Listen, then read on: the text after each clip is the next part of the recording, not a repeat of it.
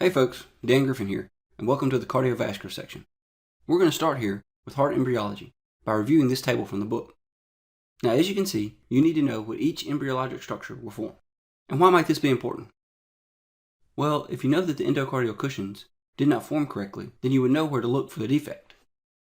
And in this case, it would be the atrial septum, the membranous interventricular septum, the AV, and the semilunar valves. So how might this help you? Well, if you're given a patient with Down syndrome and you're told that they have an atrioventricular septal defect, you could memorize that this is commonly due to endocardial cushion defect. Or you could think back to which embryologic structure was involved in creating the atria and the interventricular septum, and that would be the endocardial cushions.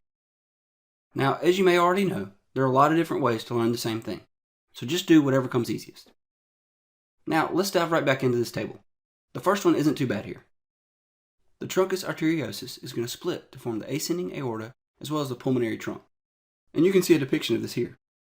Here you have the truncus arteriosus, and it's going to split to form the ascending aorta as well as the pulmonary trunk.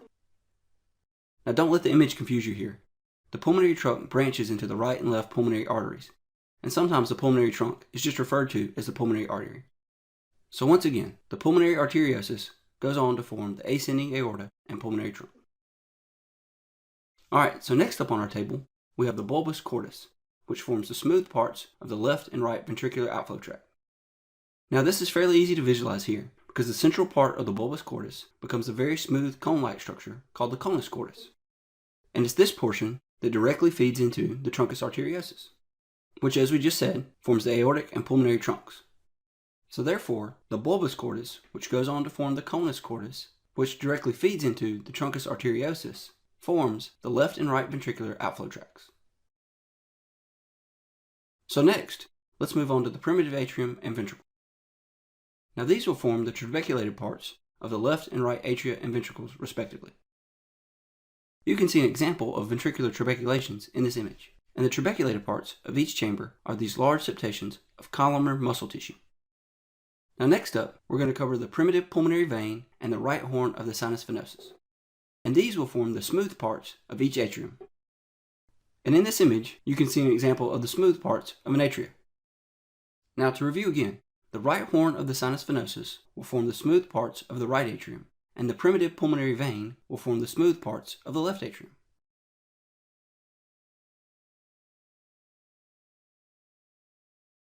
Next, let's take a look at the left horn of the sinus venosus, as well as the right common cardinal vein and the right anterior cardinal vein. You can see here that the left horn of the sinus venosus becomes the coronary sinus, and the right common cardinal vein and the right anterior cardinal vein become the superior vena cava. Now, this is a little hard to visualize, so hopefully this next image will help. So this image here represents the primitive veins of embryologic development, and you can see here the sinus venosus.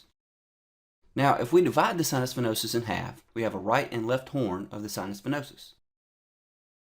And as we stated earlier, the right horn of the sinus venosus becomes the smooth part of the right atrium, and the left horn of the sinus venosus becomes the coronary sinus. And here you can see an example of what the left horn of the sinus venosus becomes, and that again is the coronary sinus. Now above the sinus venosus is where the superior vena cava will come in, and it's made up of the right common cardinal vein and the anterior cardinal veins. And below the sinus venosus is where the inferior vena cava will come in. Now just to help us tie this all together, this structure here is called the right anterior cardinal vein. And this joins with the right common cardinal vein, which you can see here.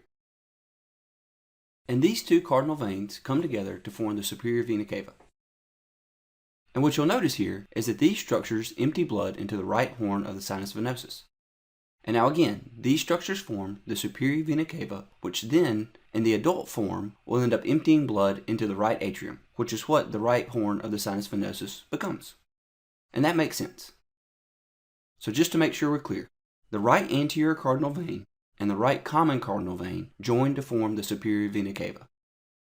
This will empty blood into the right horn of the sinus venosus, which will end up forming the smooth part of the right atrium. And in the adult form, this is exactly what we'd expect. The superior vena cava empties blood into the right atrium. Wow, that was a lot of info to cover, and over a topic that's fairly difficult to conceptualize. The thing to walk away with here is just the basics from the table, and if you need to, you can always come back to review closer to test day. Alright, well that'll wrap up heart embryology. See you in the next video.